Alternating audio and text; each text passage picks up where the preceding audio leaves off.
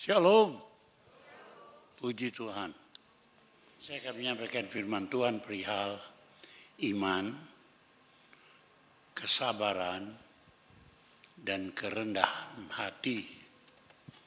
Iman, sabar, dan rendah hati. Semua orang berkata dirinya beriman. Bermacam-macam agama. Tapi saya ingin menyampaikan perihal iman yang benar itu yang utama yang menentukan hidup kita baik di dunia sampai di akhirat. Jadi perhatikan iman yang benar. Ini yang berfungsi dunia sampai akhirat. Manusia pertama Adam dan Hawa itu diciptakan menurut gambar dan peta Allah. Artinya seperti Allah kecil Anda dulu diciptakan, Adam dan Hawa diciptakan. Jadi saudara sekalian, suci sempurna. Ironinya, menyedihkan hati sekali manusia itu jatuh ke dalam dosa. Sehingga gambar Allah itu rusak. Manusia sudah ternoda dan gambar Allah itu sudah rusak dari dalam kehidupannya. Dan kita tidak lagi merupakan gambar Allah. Manusia itu tidak dapat menyelamatkan dirinya sendiri. Sebab sudah lemah. Sudah tidak berdaya. Itu sebabnya dalam DNA manusia ketika lahir benih dosa itu diwariskan kepada anak cucunya turun temurun. Dan untuk itu saudara sekalian tidak dapat menjalankan agama. Agama itu pelopornya adalah guru atau nabi. Semua guru, semua nabi mati juga. Tidak ada yang hidup kembali. Tapi pelopor kita bukan guru, bukan manusia. Tapi Tuhan sendiri yang menjelma menjadi manusia. Seperti seorang ayah yang rela berkorban demi anak-anaknya. Demikianlah lebih daripada itu. Maka kita ini hanya satu-satunya jalan. Apabila kita percaya kepada Yesus Kristus yang adalah Tuhan, yang mati sekalipun hidup. Semua nabi, semua guru mati. Dulu ada guru besar namanya Sai Baba. Orang-orang kaya dunia mengejar semua Sai Baba itu. Tapi sekarang sudah mati. Enggak hidup lagi. Nah, satu-satunya jalan melalui Yesus Kristus Juru Selamat kita. Dia Tuhan, Dia Allah, Dia rela menjadi manusia. Dan disalibkan, bangkit, hidup. Supaya siapa yang percaya kepadanya, dia juga hidup. Juru Selamat kita adalah Tuhan, Allah sendiri. Yohanes 14 ayat 6 berkata, kata Yesus kepadanya, akulah jalan dan kebenaran dan hidup. Tidak ada seorang pun yang datang kepada Bapa kalau tidak melalui aku. Dan ayat ini menjadi protes oleh agama-agama lain di dunia.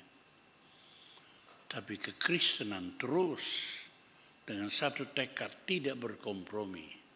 Dialah jalan. Sebab tidak ada yang menebus. Tidak ada yang membayar hutang. Sehingga kita dipulihkan di dalam Yesus kembali menjadi gambar semula. Memang sekarang kita belum sempurna, tapi kita sedang menuju kesempurnaan. Iman, pengharapan, dan kasih tidak sempurna, tapi pada waktunya kita disempurnakan. Dalam kerajaan 1000 tahun nanti tidak ada yang berdosa. Kalau sekarang kita berdosa, terjerumus dalam dosa, kita mempunyai seorang juru syafaat juru doa, imam besar, Yesus Kristus. Kita tahu kita tidak sempurna, tapi kita ada pengampunan di dalam Yesus Kristus. Nah, percaya Tuhan Yesus Kristus itu artinya percaya akan firman-Nya, dan kita mesti melaksanakan firman-Nya. Itu kewajiban kita. Tetapi juga percayakan Tuhan Yesus berarti kita percaya janji-janjinya. Janji-janji Allah itu kita pegang. Aduh, luar biasa. Kalau saudara mau kaya, bacalah kitab. Kalau saudara mau miskin, jangan baca Alkitab. Begini ya, kalau orang baca Alkitab, itu semua jiwa kita ini jadi positif. Positif itu berpikir maju. Kalau tidak baca Alkitab, jiwa kita negatif. Berpikirnya selalu yang takut, yang rugi, yang ini yang jelek. Orang bisa berpikiran positif kalau dia baca Alkitab. Iman itu positif. Jadi saya lihat di atas muka bumi ini, kalau orang mau maju, nomor satu iman positif. Orang yang berpikir positif belum tentu beriman. Tapi orang beriman pasti positif. Karena dia membaca terus firman Allah. Dan baca terus firman Allah, janji-janji Allah itu dikuasainya. Nah, jadi supaya tetap bertekun, beriman sampai akhirnya, kita harus sabar. Dan kita harus rendah hati. Jadi iman itu sendiri, jangan beriman tidak sabar, ngomel, lupa kebaikan Tuhan. Sehat sama sakit banyak mana? Rezeki sama berkekurangan banyak mana? Manusia itu takut kelaparan. Tapi manusia yang takut kelaparan itu belum pernah mengalami kelaparan. Betul apa enggak? Siapa yang belum pernah? Siapa yang pernah mengalami kelaparan?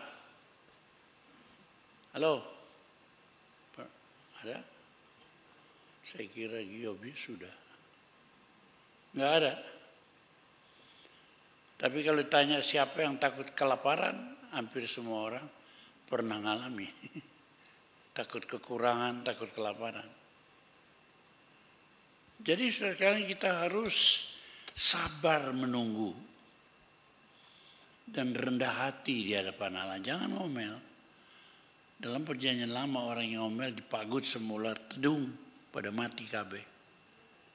Sabar itu perlu. Ibrani 6 ayat 15. Abraham menanti dengan sabar. Dan dengan demikian ia memperoleh apa yang dijanjikan kepadanya.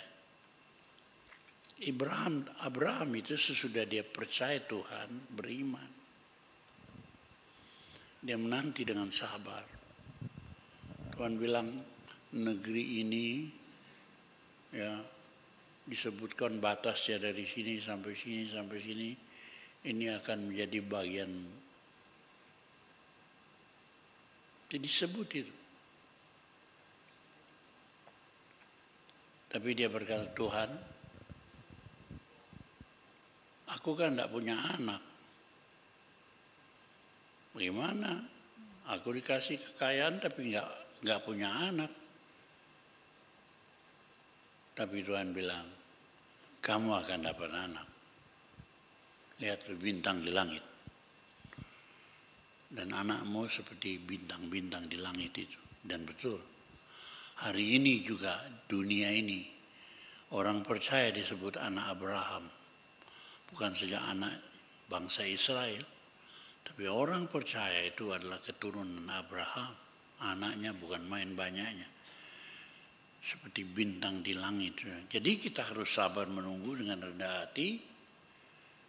Dengan demikian ia memperoleh apa yang dijanjikan kepadanya. Seringkali kita berdoa untuk mendapatkan sesuatu janji Allah, tapi kita belum sabar menunggu, belum sabar. Bahkan kita tidak suka baca Alkitab. Kalau kita suka baca Alkitab, kita bukan saja beriman, tapi kita sabar. Sabar. Saudara-saudara, ingat, Anda tidak sendirian untuk menunggu. Sejak Yesus naik ke surga, bermiliar manusia di atas muka bumi yang berdoa sejak 2000 tahun yang lampau. Mereka duduk di kamar tunggu Tuhan untuk menghadap Tuhan dengan segala kerendahan hati. Jutaan orang, miliaran orang kudus sebelum Anda sudah duduk di kamar tunggu Tuhan Yesus.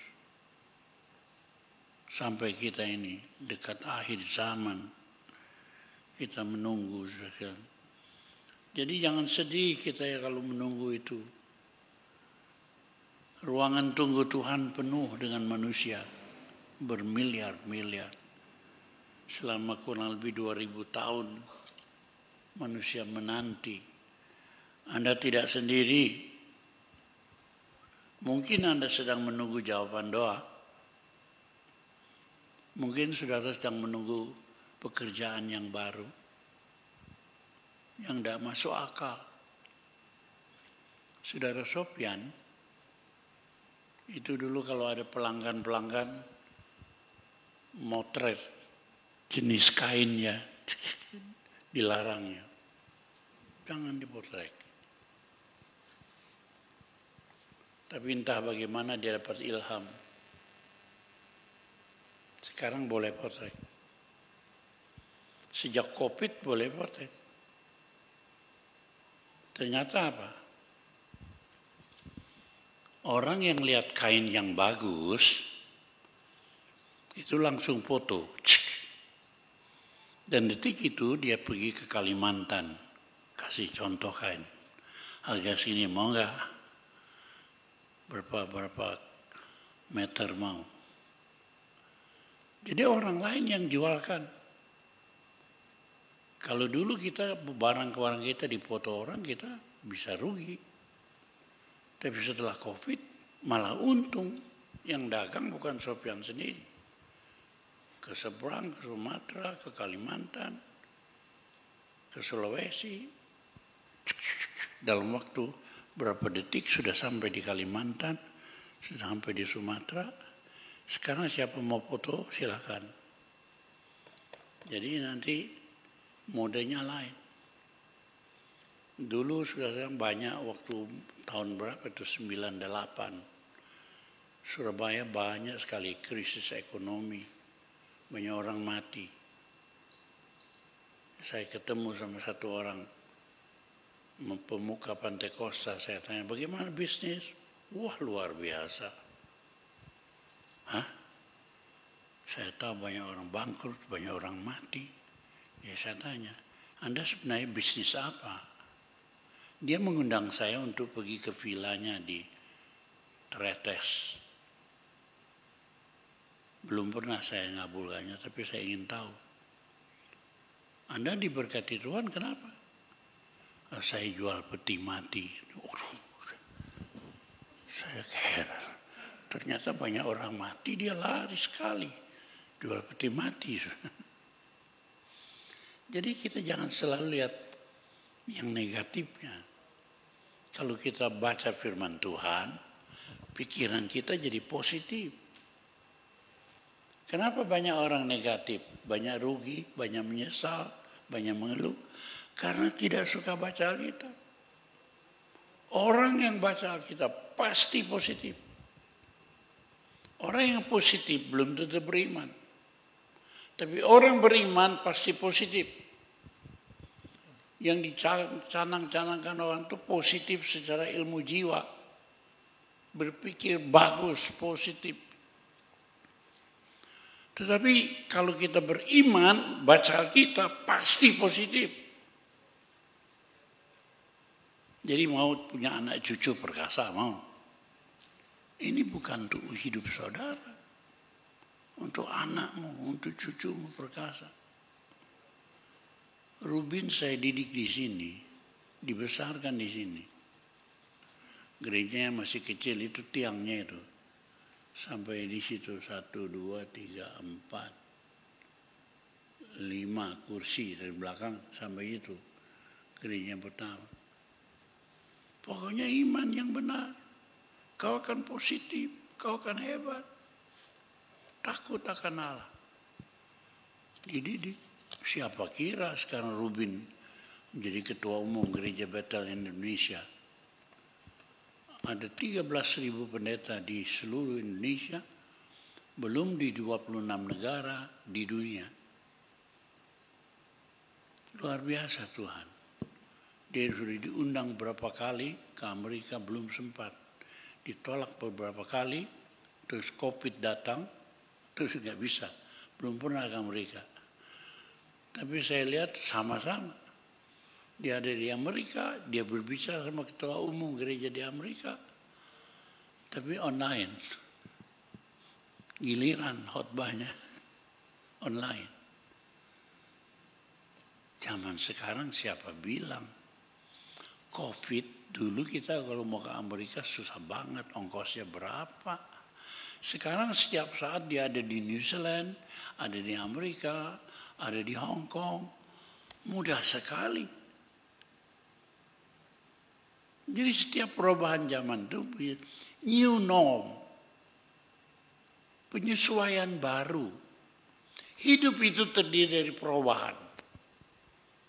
Tidak ada hidup yang tidak ada perubahan. Perubahan itu sepanjang masa ada terus. Mau nggak kita menyesuaikan diri dengan perubahan? Jangan mengeluh. Sesuaikan diri dengan perubahan. Ada sesuatu yang pasti. Apa yang pasti? Perubahan. Jadi kalau kita melihat perubahan mengeluh, kita tidak pernah beruntung. Kalau ada perubahan, tanya Tuhan. Kalau satu pintu tertutup, pasti ada pintu lain yang terbuka. Ini kita harus mengerti itu. Ya, sabar menunggu. Mungkin sudah menunggu pekerjaan baru. Cara bisnis yang baru, Anda menunggu kesembuhan, Anda lagi menunggu yang lain-lain, janji Tuhan yang besar. Dalam 1 Samuel pasal 2 ada kisah tentang keluarga Elkanan dengan 2 orang istrinya Hana dan Penina. Penina punya anak, Hana itu tidak punya anak. Kalau zaman dulu bagi bangsa Israel, orang mandul itu adalah bagian dari kutuk Allah. Kalau Allah mengendaki mujizat, janji, maka orang mandul pun bisa beranak. Contohnya Abraham. Contoh yang lain, Hana. Dia menunggu bertahun-tahun. Dia dari rumahnya ke gereja itu kota lain. Zaman dulu orang ke bait Allah itu pergi ke kota lain. Dia berdoa dalam gereja, dalam bait Allah. Komat kami sendirian. Saking getolnya berdoa, Imam Eli lihat dia, ini orang aneh ini. Apa ini? Dikira orang yang kurang sedikit, ini komat kami sendirian. Menangis sendirian. Coba kalau orang lain nggak ke gereja, orang lain nggak masuk rumah ibadat, imam melihat yang ini lagi yang datang, yang ini lagi yang datang. Dia sabar menunggu sampai akhirnya dia dapat anak. Untuk mendapatkan anak ini aku berdoa, berdoanya panjang, menunggu, dan Tuhan telah memberikannya kepadaku apa yang ku minta daripadanya. Orang yang sabar menunggu diberi Tuhan. Ya, 28. maka aku pun menyerahkannya kepada Tuhan seumur hidup. Terserah ia kiranya kepada Tuhan. Lalu sujud mereka di sana menyembah kepada Tuhan. Anak yang dilahirkan itu setelah lepas susu, dia bawa ke bait Allah. Ini anak kuserahkan kepada Tuhan sesuai natsarku. Tidak dipotong rambutnya. Dan anak itu kita kenal sebagai Nabi Samuel. Hakim-hakim, orang pintar, orang adil, yang kemudian diangkat Tuhan jadi Nabi. Samuel inilah yang disuruh Tuhan mengurapi Daud, Raja Israel. Oh, orang yang sabar menunggu luar biasa. Yusuf sudah mendapatkan visi dari Allah bahwa dia bakal jadi orang besar. Dia mimpi. Mimpinya itu saudara-saudaranya semua sujud menyembah kepadanya. Karena dia orang tulus, dia cerita apa adanya. Lalu kemudian saudara-saudara benci kepada dia. Si tukang mimpi, masa kita kakak-kakaknya suruh sujud menyembah dia. Janji Tuhan telah nyata kepada dia. Tapi jalannya berliku-liku, sabar menunggu. Karena dia cerita yang jujur, saudaranya benci sama dia. Si tukang mimpi, masa kita suruh nyembah dia. Karena itu Yusuf pertama-tama, dia bukan jadi raja muda, tapi dia dijual, mau dibunuh dulu, dilempar dalam sumur buta, lalu kemudian ada saudaranya yang mengasihi dia, diangkat dari sumur buta, dijual kepada orang Mesir, dibeli oleh Potifar, pegawai istana raja. Ada cinta buta. Dilihatnya Yusuf ganteng, Yusuf gagah, Yusuf cantik parasnya, ganteng. Istri Potifar, istri pegawai istana raja itu jatuh cinta sama dia. Cinta gelap. Dan Yusuf berkata, semua rumah tangga ini diserahkan dalam tangan dan kuasaku. Cuma kamu saja tidak diserahkan padaku. Artinya dia boleh menguasai semua, tapi istrinya tidak boleh dijamah. Tapi satu kali istri Potifar merenggut dia, tarik dia masuk kamarnya. Tapi dia pikirannya kudus dan jasnya, jubahnya. Jubah itu kan coba kain itu diselubungkan itu. Bukan seperti jas macam begini ada tangannya. Kalau jubah itu cuma ditutupkan tubuh kita. Diambil oleh istri Potifar. Terlepas. Karena cinta tidak berbalas, berbalik menjadi benci. Dan dengan itu dia katakan kepada suaminya ini, budak ini kurang ajar. Mau menggagahi aku, lihat nih jubahnya. Karena itu dia masuk penjara. Jauh dari raja muda. Jauh. Masuk di penjara. Omong-omong sama temannya di penjara. Mimpi. Dia suka cerita mimpi. Dan dia bisa mengartikan mimpi. Coba. Karena itu kalau raja sedang mimpi, Firaun sedang mimpi, nggak ada orang bisa mengerti maknanya. Tapi orang-orang penjara itu, di situ ada juru minuman raja, juru makanan raja yang turut di penjara. Dia bilang satu kali ya, raja bermimpi, Firaun bermimpi, nggak ada orang yang bisa mengartikan mimpinya. Tapi di situ juru makanan, juru minuman raja turut di situ dan diberitakan bahwa ada satu orang yang bisa mengartikan mimpi. Maka dia dipanggil Dan waktu itu raja mimpi ada 7 lembu kurus, ada 7 lembu gemuk. Apa ini arti? Dan Yusuf berkata, ada 7 tahun kelaparan negeri ini. Tapi sebelum 7 tahun kelaparan itu ada yang gemuk, kelimpahan 7 tahun lamanya. Sebab itu kita mesti mempersiapkan makan supaya negeri ini tidak jadi kelaparan. Jadi 7 tahun pertama itu menyimpan gandum sebanyak-banyaknya untuk mempersiapkan diri menghadapi mimpi.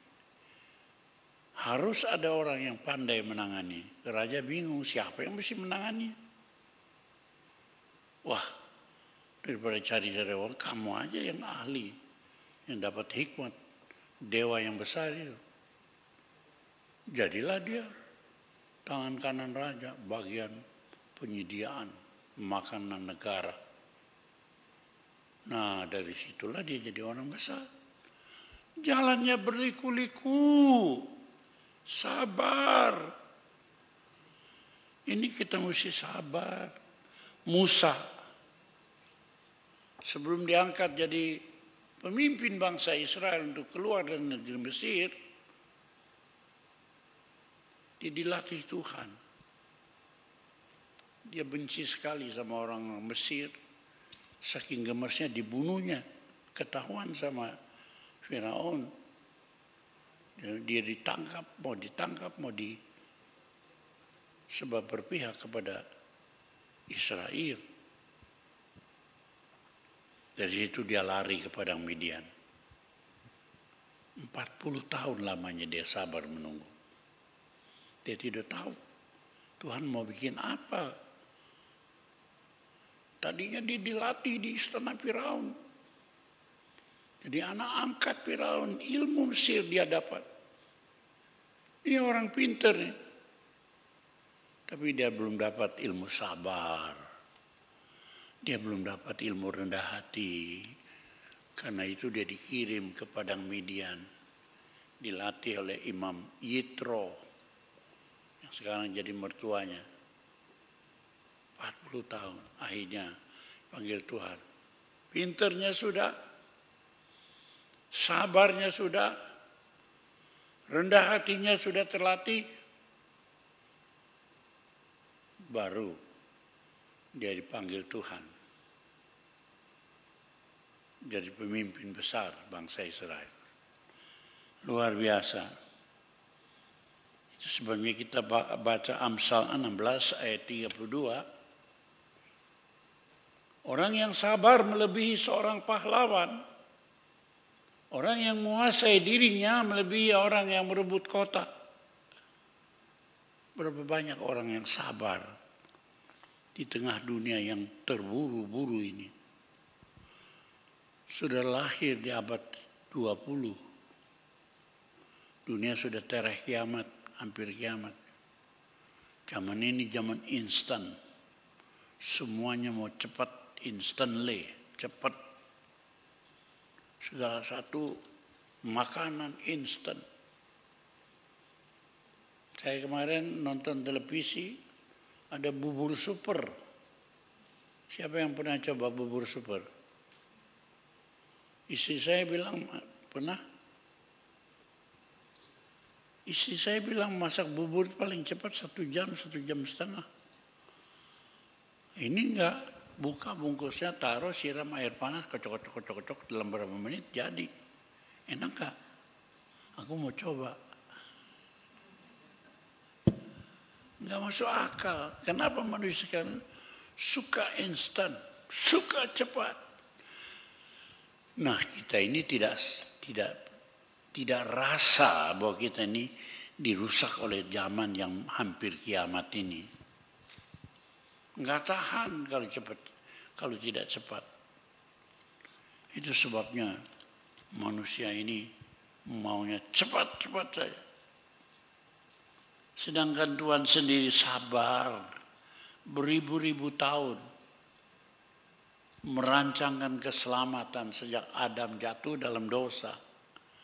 dirancangkan keselamatan kita ini beribu-ribu tahun. Galatia 4. Ya. Tetapi setelah genap waktunya, maka Allah mengutus anaknya yang lahir dari seorang perempuan dan takluk kepada hukum Taurat. Setelah genap rencana Allah, maka Yesus baru lahir. Seorang anak manusia yang sempurna, yang menggenapi hukum Taurat. Takluk kepada hukum Taurat. Sempurna bisa menjalani hukum Taurat. Kenapa? Sebab ribuan tahun manusia gagal dalam menjalani hukum Taurat itu. Tapi datanglah seorang yang disebut anak manusia. Coba lihat, Yesus paling suka bilang dirinya itu anak manusia. Istilah anak manusia paling banyak dalam Alkitab Perjanjian Baru. Dia tidak sebut dirinya aku anak Allah. Jadi setelah genap waktunya, baru ia diutus untuk menebus mereka yang takluk kepada hukum Taurat, supaya kita diterima menjadi anak. Status kita kalau beragama itu seperti hamba, seperti pembantu. Tapi kalau percaya Yesus kita jadi anak. Yo, siapa yang di sini pulung menantu sama bosnya? Coba ngacung, jangan malu-malu. Dipungut menantu sama bosnya siapa? Ada nggak? Jangan malu dong. Ada tuh. Dulu jadi pegawai. Lama-lama bosnya. Ada? Iya dong. Ada orang yang dipungut menantu. Dulu menantu, dulu pegawai.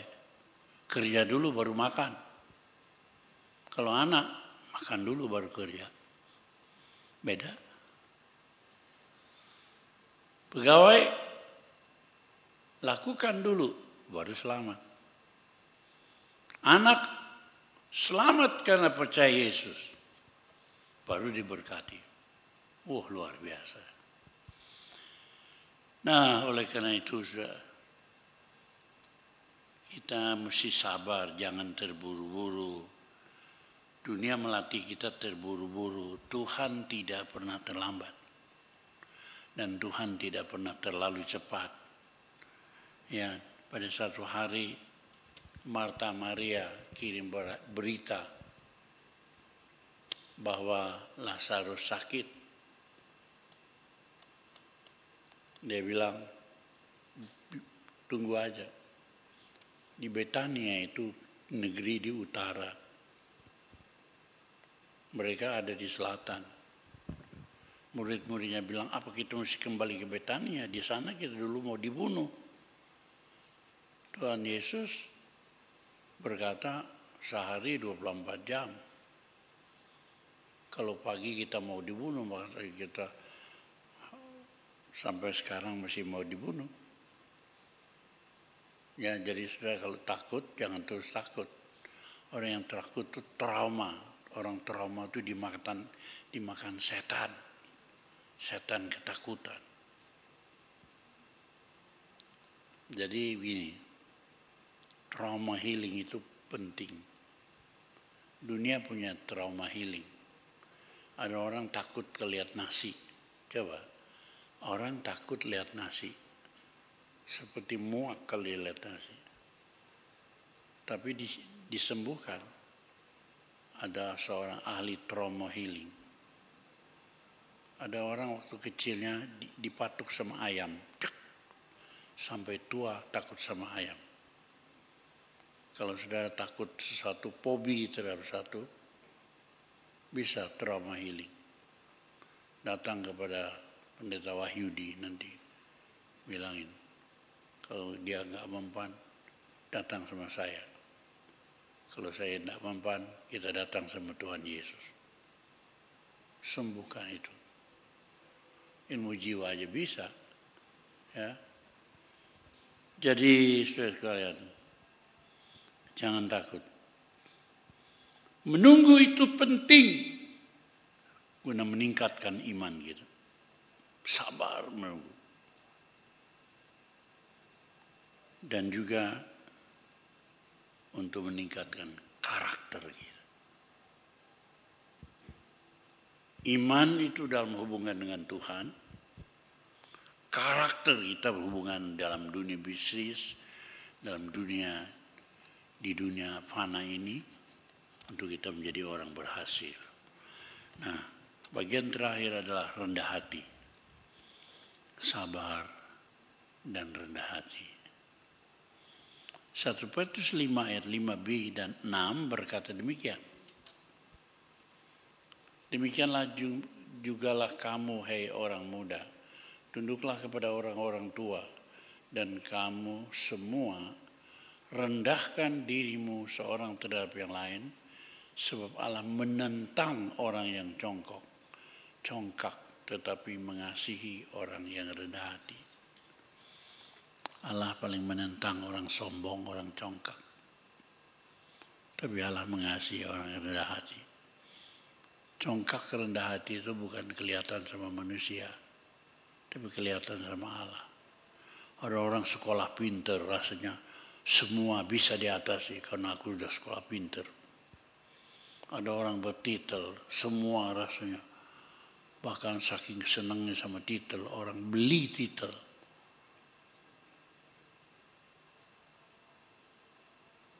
Saya dulu diajak orang beli titel di Amerika. Enggak. Semua yang beli titel akhirnya kacau balau. Tapi saya enggak mau beli. Sampai saya diberi waktu, kesempatan untuk bertitel. Rendah hatilah. Ya. Sebab Allah menentang orang yang sombong, congkak, tapi mengasihani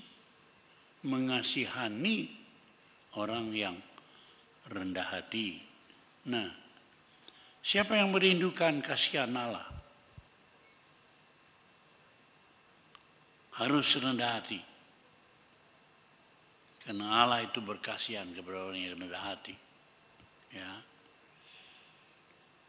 Dalam Markus pasal 5 ada dua peristiwa. Ada satu peristiwa di mana Tuhan Yesus diundang oleh penghulu rumah ibadat. Ketika Yesus mau menuju rumahnya, di tengah jalan ada seorang perempuan yang sakit meleleh darah selama 12 tahun. Yang satu penghulu rumah ibadat, kepala rumah ibadat, tapi rendah hati. Markus pasal 5 ayat 22-23. Datanglah seorang kepala rumah ibadah yang bernama Yairus. Ketika ia melihat Yesus, tersungkurlah ia di depan kakinya. Itu zaman orang Yahudi paling benci sama berita baru Yesus. Nah, sedangkan Yairus ini penghulu rumah ibadat, kepala rumah ibadat. Kalau dilihat oleh orang Yahudi yang lain, waduh, mungkin akan dipecat. Tapi dia tidak peduli, dia percaya imannya hidup. Tapi dia juga sabar dan dia rendah hati. Dia tersungkur sujud. Ya, ayat 23 dia berkata, dan memohon dengan sangat kepadanya, anakku perempuan sedang sakit, hampir mati, datanglah kiranya dan letakkanlah tanganmu ke atasnya, supaya selamat dan hidup. Beriman lagi, tumpang tangan supaya dia selamat. Ini kepala rumah ibadat orang Yahudi yang percaya Tuhan Yesus dan rendah hati, tersungkur. Yesus berjalan menuju ke rumahnya. Di tengah jalan ada seorang yang menurut penilaian orang yang rendah, orang Kanaan, yang menurut orang Yahudi orang kafir. Dia sakit pelele darah. Ada berita tentang itu. Next, perempuan itu mendengar berita tentang Yesus. Maka di tengah-tengah orang banyak itu, ia mendesak Yesus dari belakang dan menjamah jubahnya. Dia mendengar saja. Dia percaya. Uang sudah habis, daya sudah habis, badan sudah hampir mati.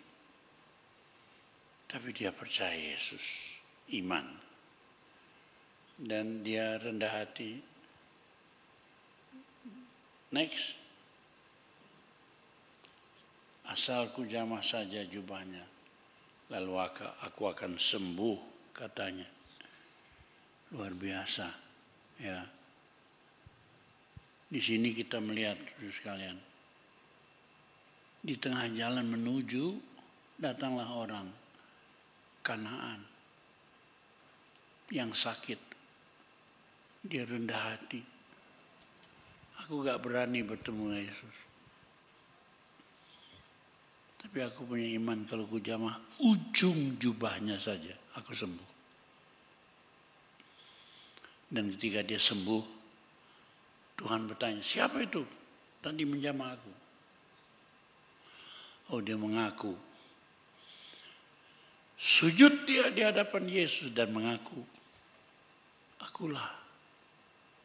Dan di luar dugaannya, berbahagialah anakku, karena imanmu menyelamatkan engkau. Iman, kerendahan hati. Iman, kesabaran dan kerendahan hati mendatangkan pahala yang besar. Nah, ini luar biasa. Dan yang terakhir, sekalian, saya ingin kita melihat satu kisah lagi di dalam Matius 15 ayat 21.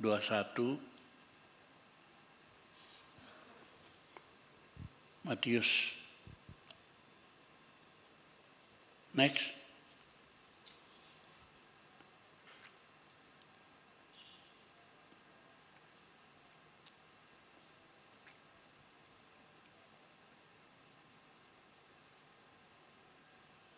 Di situ diceritakan ada seorang perempuan Kanaan. Kanaan itu negeri kafir. Sekarang disebut orang Palestina. Orang ini, saudara sekalian, betul-betul orang kafir. Ketika dia minta supaya Tuhan Yesus menyelamatkan dia, maka ayat 23 Tuhan berkata,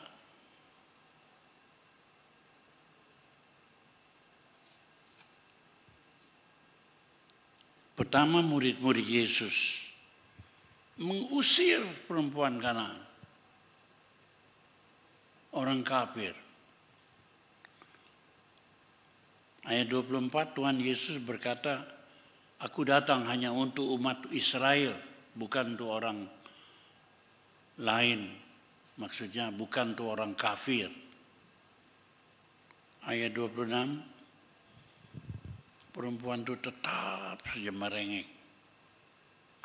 Tetapi kemudian Tuhan Yesus menjawab, roti itu diberikan untuk anak, bukan untuk anjing.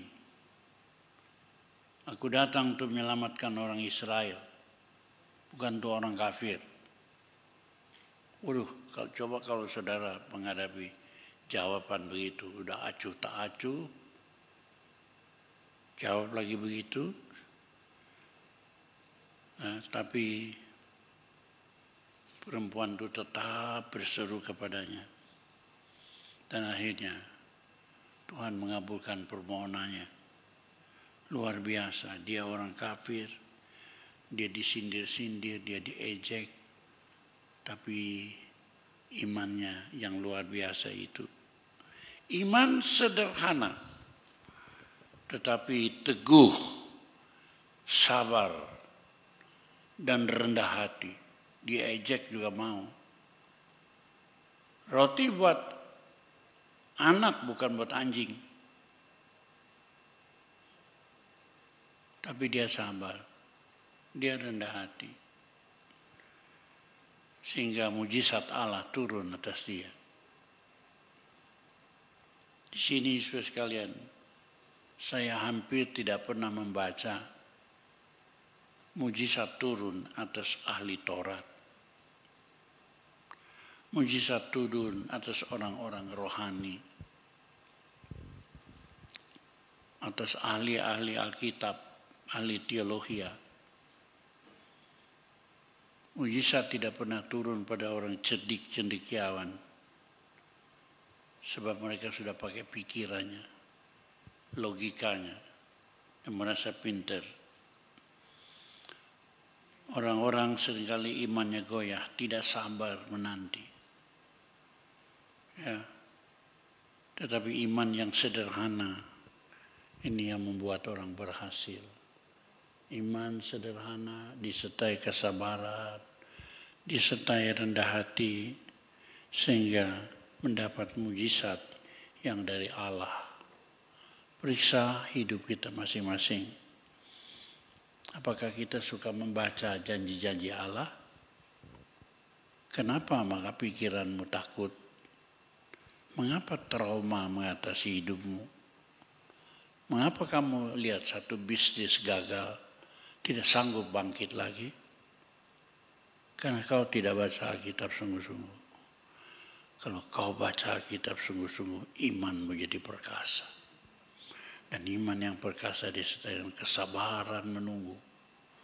Seperti Abraham mendapat apa yang dijanjikannya. Juga seperti orang kafir tadi mendapat apa yang dia harapkan.